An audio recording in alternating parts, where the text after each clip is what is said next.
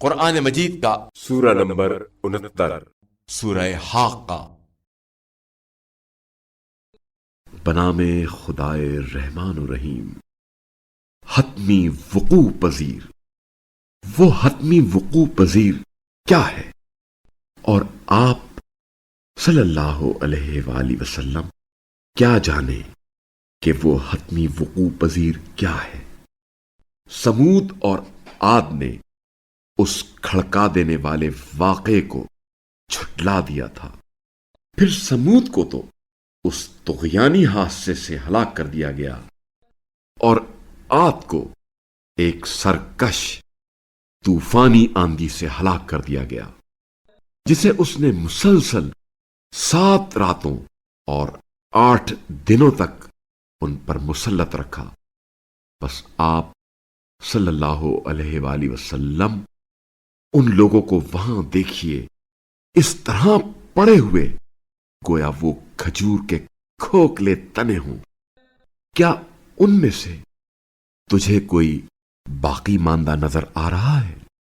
اور فرعون اور اس سے پہلے کے لوگ اور سرنگوں شدہ بستیوں نے بھی اسی غلطی کا ارتکاب کیا تھا۔ پھر انہوں نے اپنے رب کے رسول کی نافرمانی کی تو اللہ نے انہیں بڑی سختی کے ساتھ گرفت میں لے لیا۔ جب پانی میں طغیانی آئی تو ہم نے تمہیں کشتی میں سوار کیا تاکہ ہم اسے تمہارے لیے یادگار بنا دیں، اور سمجھدار کان ہی اسے محفوظ کر لیتا ہے۔ پس جب سور میں ایک دفعہ پھونک ماری جائے گی اور زمین اور پہاڑ اٹھا لیے جائیں گے تو وہ ایک ہی چوٹ میں ریزہ ریزہ کر دیے جائیں گے، تو اس روز وقوع پذیر ہونے والا واقعہ پیش آ جائے گا، اور آسمان پھٹ جائے گا اور وہ اس روز ڈھیلا پڑ جائے گا، اور فرشتے اس کے کنارے پر ہوں گے، اور اس دن 8 فرشتے آپ صلی اللہ علیہ وآلہ وسلم کے رب کا عرش اپنے اوپر اٹھائے ہوں گے۔ اس دن تم سب پیش کیے جاؤ گے اور تمہاری کوئی بات پوشیدہ نہ رہے گی۔ بس جس کا نامہ اعمال اس کے دانے ہاتھ میں دیا جائے گا تو وہ دوسروں سے کہے گا، لو میرا نامہ عمل پڑھو۔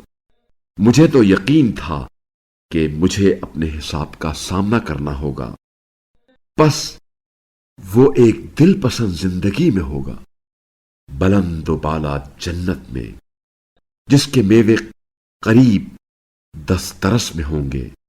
خوشگواری کے ساتھ کھاؤ اور پیو ان اعمال کے صلے میں جنہیں تم گزشتہ زمانے میں بجا لائے، اور جس کا نامہ اعمال اس کے بائیں ہاتھ میں دیا جائے وہ کہے گا، اے کاش مجھے میرا نامہ اعمال نہ دیا جاتا اور مجھے معلوم ہی نہ ہوتا کہ میرا حساب کیا ہے۔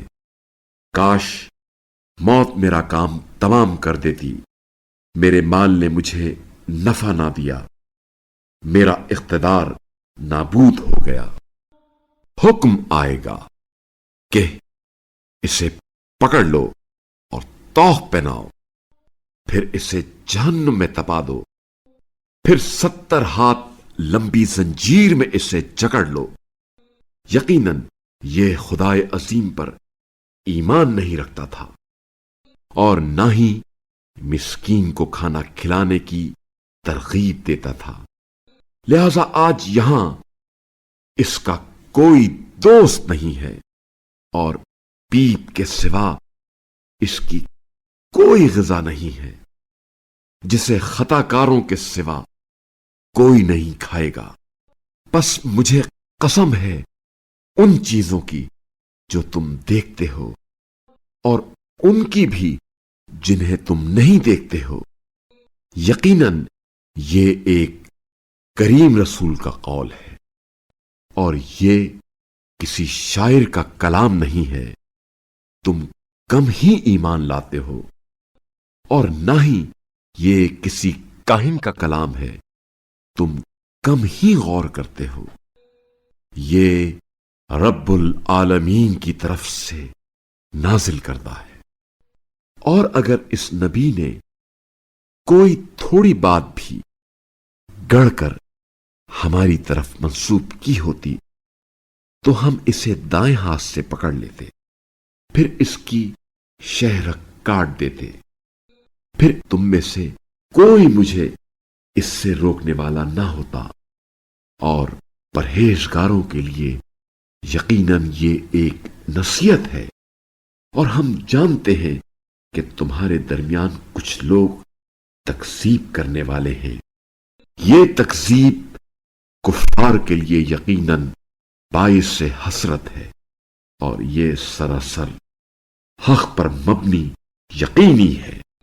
بس آپ صلی اللہ علیہ وآلہ وسلم اپنے عظیم رب کے نام کی تسبیح کریں۔